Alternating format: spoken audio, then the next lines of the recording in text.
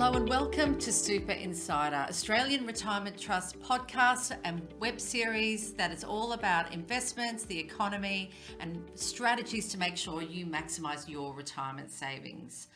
My name is Anne Fuchs. I'm Head of Advice and Guidance at Australian Retirement Trust, and the team and I love helping our 2.2 million members make the best possible decisions about their retirement savings.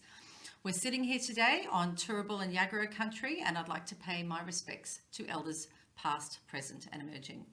Now, Super Insider is about bringing all of the inside knowledge to you, our members, so that you feel really confident and empowered about your retirement savings. And I have to say, we've got another sensational guest on Super Insider, Liz Kumaru. Liz is our Head of Private Corporate Assets here at Australian Retirement Trust. She has 25 years of experience and has so much investment knowledge and expertise in her head. So today, it's my job to try and extract some of that knowledge to help you understand and think about what is the right investment choice for you.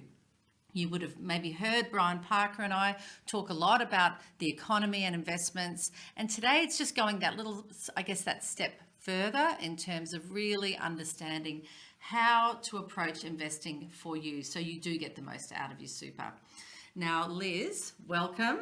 Thank you. It's great to be here. Yes, and you get the joy of our general advice warning before we begin. So over to you so we get the big tick with compliance. Of course, yes. Before we begin, I need to let everyone know that what we're going to talk about today is general information only. Any advice doesn't take into account your personal situation, so you should consider your circumstances and think about getting personal advice before acting on anything we discuss. You can also get a copy of our product disclosure statement from our website or by calling us on 13 11 84 if you have a super savings account, or 1300 360 750 if you have a Q Super account. Hip hip hooray! Yeah. That's done. Okay, gold star for us. Now, where do we begin? I know I talk about my kids have just started, working and have got their first Australian Retirement Trust account and are interested investors. And then equally, I know quite a few old people are in their 70s, or older people, older Australians who are in their 70s and just as interested as the young people. So I guess, where do we start in terms of investment strategies, and how do you as an investment team approach this huge lifespan of people that we have to grow and invest money for?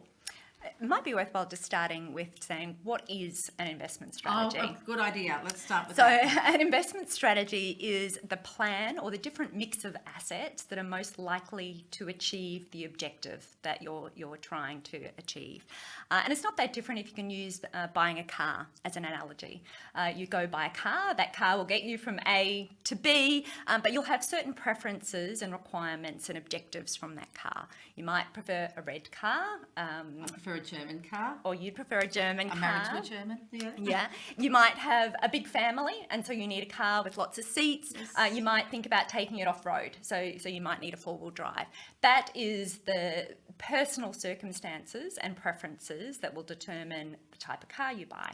An investment strategy is not that different. You need to think about and understand your personal circumstances and preferences and objectives of what you want to achieve in retirement, and that will help you understand what type of assets and investment strategy suits you to meet your objectives. So do you think to that, starting out where I mentioned, the teenagers versus people in their 70s or 80s, could somebody, is it possible with that then explanation that at either sort of end of the bookend of life stages around investing, you could have a similar mindset to investing, couldn't you? You could have similar needs around your appetite to risk, for example, or...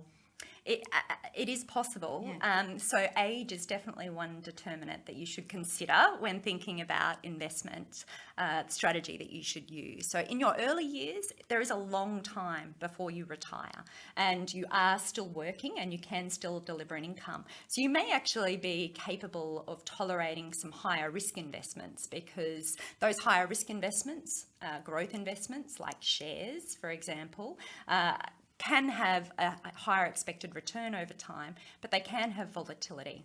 I know, Liz, too, sorry to interrupt you, but some of the portfolio that you've got private private debt and private capital, and some of those, are they growth assets too? Or, yeah? Yeah, so very happy. Maybe I should walk through the different Yes. types of Good investments idea. that you can find in different investment options.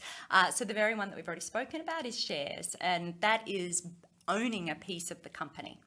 It's also sometimes referred to as equity, and that means that if the company does well and earnings grow, you will be a beneficiary in that because you own a piece of that company. So you will do well as well.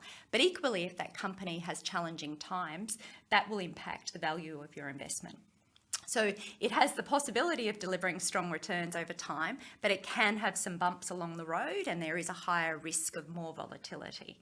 An example of that is buying shares in Woolworths or Coles if you shop in those supermarkets. So if you buy shares in Woolies and Coles, to the extent that they deliver a good profit, you will benefit from that as well as a shareholder. Cash is another option, and that is literally putting money in a bank and getting generating a yield on that money. And I think we all know that the cash rate you're getting today is better than it was, only a little while ago. And then you've got fixed interest, which are also known as bonds. And fixed interest is where I will lend you money. And in order for me to give you money, you need to pay me a dividend yield. And there's a really diverse range of fixed interest or bond investments. You can have low risk if you lend money to a government. That's pretty comfortable that you're going to get that yield and that money back. So the yield that you get from that is relatively lower. However, if you give it to a company that might be a little bit stressed, in order to incentivize you to lend that money to them, you're going to want a big return. And so there is a big range of different types of fixed interest instruments that you can invest in. And then you can go to what we refer to as our alternative asset classes, which you talked about before. And broadly speaking, they're the unlisted. So you can't buy them on a standard stock exchange. They're much more difficult to access, but there is a huge opportunity set out there.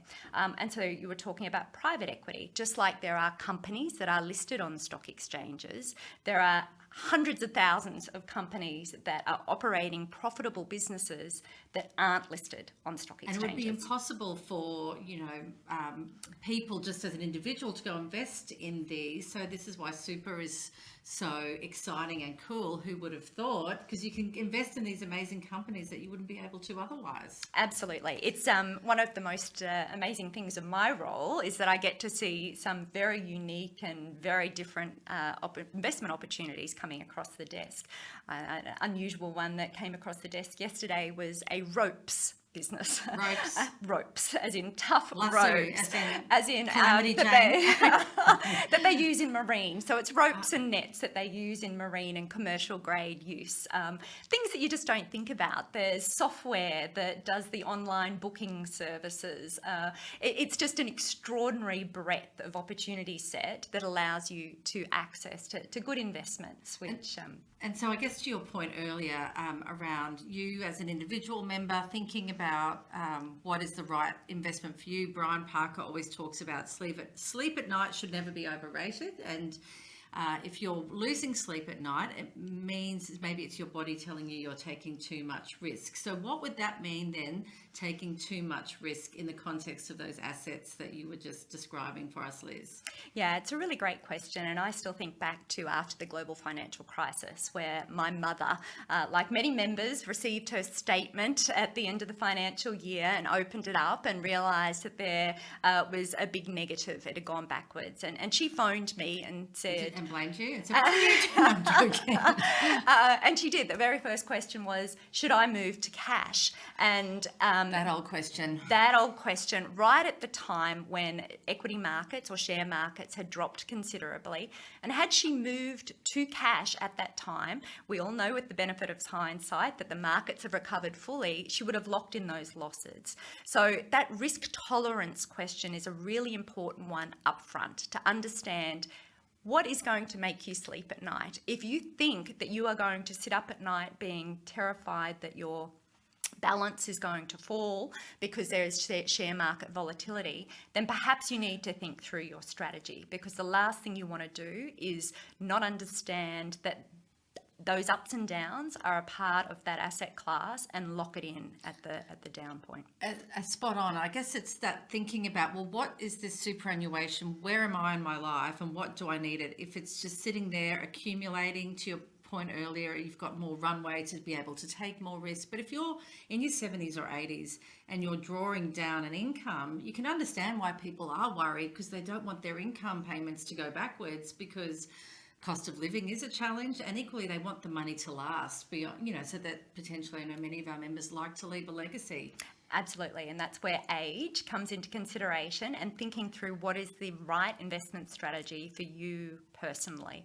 If you are retired, you're not bringing in a salary from your work anymore. So perhaps you need investments that are lower risk and that are income generating. So they're the type of questions that you need to understand. So how would you then, at that point, if you're at that retirement point and you're drawing an income, what's the traditional type of portfolio? How does it look in terms of allocation to those different pots of assets that you were talking about, Liz? So it can vary, and Australian Retirement Trust has a series of different options depending on your personal circumstances, because some members can have large assets externally in addition to their superannuation fund. So there is no one-size-fits-all strategy. However, Australian Retirement Trust does have a default option. So if you are not, if you're happy to just go with the default option, meaning that you don't make a selection of the different types of investment strategies, the strategy that Australian Retirement Trust builds is a diversified portfolio of opportunity that aims to generate wealth over time, that progressively increases its exposure to low risk investments as you get close to retirement.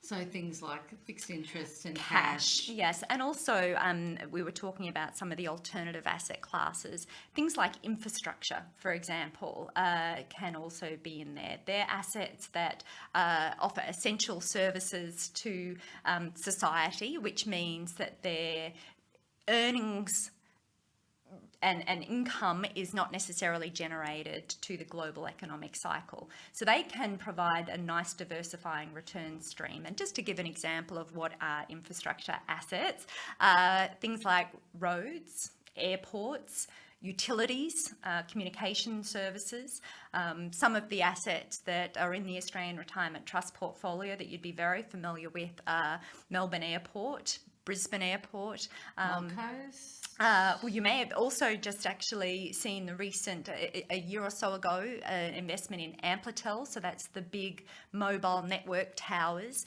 So they're all investments that access to a large superannuation fund can access.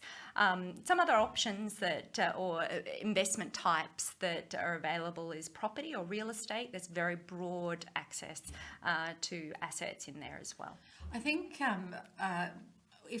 for the members or our viewers watching, the return, the net return after fees is obviously really important also, because fees do play a role in terms of what is the actual performance that you're getting from your super fund. So what would you say, what's your advice to our viewers and listeners around fees and the different types of fees for these different asset classes?